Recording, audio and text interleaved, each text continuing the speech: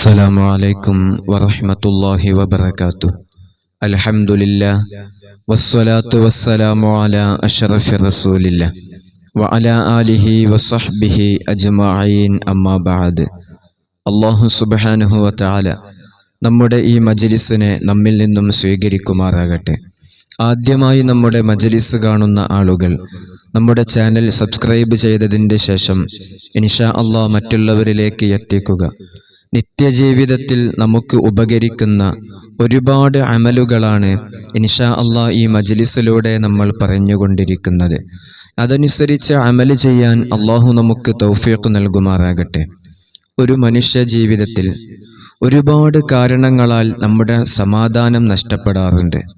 ഖൽബിന് സമാധാനമില്ലാതെ മനസ്സ് താളം തെറ്റിയ ഒരുപാട് ആളുകൾ നമ്മുടെ ഇടയിലുണ്ട്. പലവിധ വിഷമങ്ങളാലും പ്രയാസപ്പെട്ടുകൊണ്ട്, പലവിധ ബുദ്ധിമുട്ടുകളാലും പ്രയാസപ്പെട്ടുകൊണ്ട് പരിശുദ്ധമായ ഈ മജ്ലിസിലേക്ക് വിളിച്ചറിയിക്കുന്ന ഒരുപാട് ആളുകളുണ്ട്. നമ്മുടെ ഖൽബിൻ്റെ സമാധാനം നിലനിൽക്കാൻ വേണ്ടി നമ്മൾ ചെയ്യേണ്ട രണ്ട് കാര്യങ്ങളുണ്ട്. അല്ലാഹു സുബ്ഹാനഹു വതആല ഈ രണ്ട് കാര്യങ്ങളും നിലനിർത്താൻ നമുക്ക് തൗഫീഖ് നൽകുമാറാകട്ടെ. നമ്മുടെ സമാധാനം നിലനിൽക്കാനും അതുപോലെ തന്നെ നഷ്ടപ്പെട്ടു പോയ നമ്മുടെ സമാധാനം തിരിച്ചു ലഭിക്കാനും ഇനി ജീവിതത്തിൽ നമ്മുടെ സമാധാനം നഷ്ടപ്പെടാതിരിക്കാനും വേണ്ടി നമ്മൾ ചെയ്യേണ്ട രണ്ട് കാര്യങ്ങളാണ് ഇന്ന് ഈ മജ്ലിസിലൂടെ നമ്മൾ പറയുന്നത്. സമാധാനം ലഭിക്കാൻ വേണ്ടി ഒരുപാട് മാർഗങ്ങൾ, ഒരുപാട് പ്രതിവിധികൾ സ്വീകരിക്കുന്നവരാണ് നമ്മിൽ ഭൂരിഭാഗം ആളുകളും. എന്നാൽ അള്ളാഹുവിൻ്റെ ഹബീബ് സല്ലല്ലാഹു അലൈഹി വസല്ലമ തങ്ങളുടെ പ്രിയ പത്നിയായ ആയിഷ റളിയല്ലാഹു അൻഹ അവിടുത്തെ ജീവിതത്തിൽ പതിവാക്കിയിരുന്ന വിഷമഘട്ടങ്ങളിൽ, പ്രയാസഘട്ടങ്ങളിൽ ചൊല്ലി വന്നിരുന്ന ഒരു ദിക്റുണ്ട്. മഹാനായ ഇബ്രാഹിം നബി അലൈഹി സ്വലാത്തു വസ്സലാമിൻ്റെ കാലം മുതൽക്ക് തന്നെ അമ്പിയാക്കളും അതുപോലെ തന്നെ ഔലിയാക്കളും ചൊല്ലി വന്നിരുന്ന ഒരു ദിക്റുണ്ട്. നമ്മുടെ മജ്ലിസിൽ നമ്മൾ സ്ഥിരമായി ചൊല്ലുന്ന ഹസ്ബുനല്ലാഹു വ നിഅമൽ വക്കീൽ പല ആളുകളും ജീവിതത്തിൽ ഈ ദിക്റിനെ പതിവാക്കാറുണ്ട്. എന്നാൽ ഈ ദിക്റ് പതിവാക്കിയിട്ടും പല ആളുകളിലും ജീവിതത്തിൽ നേട്ടം കൈവരിക്കാൻ സാധിക്കാത്തത്, നമ്മുടെ സമാധാനം നിലനിൽക്കണമെങ്കിൽ നമ്മൾ ഇശാ നിസ്കാരത്തിനെ നമ്മൾ പരിപൂർണമായി എല്ലാ ദിവസവും മുടങ്ങാതെ നമ്മൾ നിർവഹിക്കണം. ഇശാ നിസ്കാരം നിസ്കരിക്കുന്നവൻ്റെ സമാധാനം അള്ളാഹു സംരക്ഷിക്കുമെന്നാണ്. അതുപോലെ തന്നെ ഇശാ നിസ്കാരത്തിനെ ഉപേക്ഷിക്കുന്നവൻ്റെ ജീവിതത്തിൽ അവൻ മറ്റ് എന്ത് കാര്യം ചെയ്തിട്ടും അവൻ്റെ ജീവിതത്തിൽ അവന് സമാധാനം ലഭിക്കുകയില്ല. നഷ്ടപ്പെട്ടു പോയ സമാധാനം അവന് തിരിച്ചു ലഭിക്കുകയില്ല. ഓരോ നിസ്കാരങ്ങൾക്കും ഓരോ മഹത്വങ്ങളുണ്ട്. ഇശാ നിസ്കാരത്തിൻ്റെ മഹത്വമാണ് അവൻ്റെ സമാധാനം അവന് നഷ്ടപ്പെടുകയില്ല എന്നത്. അപ്പോൾ ആ ഇശാ നിസ്കരിക്കാതെ നമ്മൾ മറ്റെന്ത് അമലുകൾ ചെയ്തിട്ടും പിന്നെ കാര്യമില്ല. അല്ലാഹു സുബ്ഹാനഹു വതആല പരിശുദ്ധമായ 5 വക്ത് നിസ്കാരങ്ങളും നിലനിർത്താൻ നമുക്കെല്ലാവർക്കും അല്ലാഹു തൗഫീഖ് നൽകട്ടെ. നമ്മൾ ആദ്യമായി ചെയ്യേണ്ടത് ഇശാ നിസ്കാരത്തിനെ നമ്മൾ നിലനിർത്തുക എന്നതാണ്.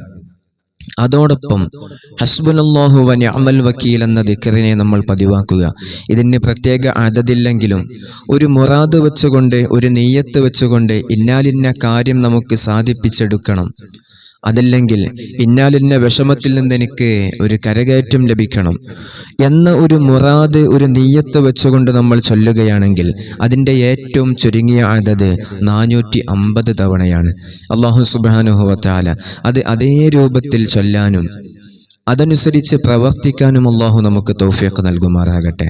ഇശാ നിസ്കാരം ഒരിക്കലും നമ്മൾ ഒഴിച്ചുകൂടാൻ പറ്റാത്തതാണ്. കാരണം ഈ അമല് നമ്മൾ ചെയ്യുമ്പോൾ നമ്മുടെ ഖൽബിൻ്റെ ഉദ്ദേശം നമ്മുടെ സമാധാനം നിലനിൽക്കണമെന്നാണെങ്കിൽ നമ്മൾ ഇശാ കറക്റ്റ് അതിൻ്റെ അവ്വൽ വക്തിൽ തന്നെ നമ്മൾ നിർവഹിച്ചിരിക്കണം. അല്ലാഹു സുബ്ഹാനഹു വതആല നമുക്ക് തൗഫീഖ് നൽകട്ടെ. അതോടൊപ്പം ജീവിതത്തിൽ നമ്മുടെ സമാധാനം നഷ്ടപ്പെടാനുള്ള കാരണം നമുക്ക് തഖ്വയില്ല എന്നതുകൂടിയാണ്. ജീവിക്കുന്ന സമയത്ത് നല്ല തഖ്വയിലായി നമ്മൾ ജീവിക്കണം. തഖ്വയുള്ളവരെ അല്ലാഹു ഒരുപാട് ഇഷ്ടപ്പെടുന്നു. സമാധാനം നഷ്ടപ്പെടുത്തുന്ന കടങ്ങളുണ്ട്, സമാധാനം നഷ്ടപ്പെടുത്തുന്ന കുടുംബജീവിതമുണ്ട്, സമാധാനം നഷ്ടപ്പെടുത്തുന്ന പല കാര്യങ്ങളുമുണ്ട്. പക്ഷേ ഒരു കടം നമ്മൾ എടുക്കുന്ന സമയത്ത് തഖ്വയുള്ള ഒരു മനുഷ്യനാണെങ്കിൽ അവൻ സൂക്ഷ്മത പുലർത്തും. അവൻ ആ കടം മേടിക്കുന്ന സമയത്ത് ഇത് എനിക്ക് കൊടുക്കാൻ തിരിച്ചു നൽകാൻ പറ്റുന്ന രൂപത്തിലുള്ള കടമാണോ? മക്കളുടെ കല്യാണം നടക്കുന്ന സമയത്ത് അതിലേക്ക് ഭീമമായ സംഖ്യകൾ നമ്മൾ കടം മേടിക്കുമ്പോൾ തഖ്വയുള്ള മനുഷ്യനാണെങ്കിൽ അവൻ ചിന്തിക്കും, ഇത്രയും സംഖ്യ ഞാൻ മേടിച്ചു കഴിഞ്ഞാൽ എനിക്കത് തിരിച്ചു നൽകാൻ സാധിക്കുമോ എന്നതിനെ പറ്റി അവൻ ചിന്തിക്കും. അതുപോലെ തന്നെ ഭവനങ്ങൾ നിർമ്മിക്കുന്നവർ, കൊട്ടാര സമാനമായ ഭവനങ്ങൾ നിർമ്മിക്കാൻ വേണ്ടി വലിയ വലിയ എമൗണ്ടുകൾ പലിശക്കെടുക്കുന്ന ആളുകളുണ്ട്. തഖ്വയുള്ള ഒരു മനുഷ്യനാണെങ്കിൽ അവൻ അതിൽ സൂക്ഷ്മത പുലർത്തിയിരിക്കുമെന്നാണ്. അപ്പോൾ നമുക്ക് തിരിച്ചു നൽകാൻ കഴിയാത്തതിലും ഉപരി ഒരു കാരണവശാലും നമ്മളിൽ ഒരാളും കടം മേടിക്കാൻ പാടില്ല. ഇത് കടത്തിൻ്റെ വിഷയത്തിലല്ല, നമ്മൾ ജീവിതത്തിൽ ഏതൊരു കാര്യം ചെയ്യുമ്പോഴും നമ്മൾ തഖ്വയുള്ള മനുഷ്യരാണെങ്കിൽ നമ്മൾ അതിൽ സൂക്ഷ്മത പുലർത്തിയിട്ട് വേണം കാര്യങ്ങൾ ചെയ്യാൻ. അല്ലാഹു സുബ്ഹാനഹു വ തആല നമുക്ക് തൗഫീഖ് നൽകട്ടെ. തഖ്വയിലായി ജീവിക്കാൻ അള്ളാഹു നമുക്ക് ഏവർക്കും തൗഫീഖ് നൽകുമാറാകട്ടെ. തഖ്വയുള്ളവരെ അള്ളാഹുവും അള്ളാഹുവിൻ്റെ റസൂലും ഇഷ്ടപ്പെടുന്നു. അതുകൊണ്ട് നമ്മുടെ ജീവിതത്തിൽ ഏതൊരു കാര്യം നമ്മൾ ചെയ്യുമ്പോഴും നമ്മൾ നന്നായിട്ട് സൂക്ഷിച്ചുകൊണ്ട് വേണം ചെയ്യാൻ. അള്ളാഹു നമ്മുടെ എല്ലാവരുടെ ജീവിതവും സമാധാനം നിറഞ്ഞ ജീവിതമാക്കി തരട്ടെ. ഇൻഷാ അല്ലാഹ്. അസ്സലാമു അലൈക്കും വറഹ്മത്തുള്ളാഹി വബറകാതുഹു.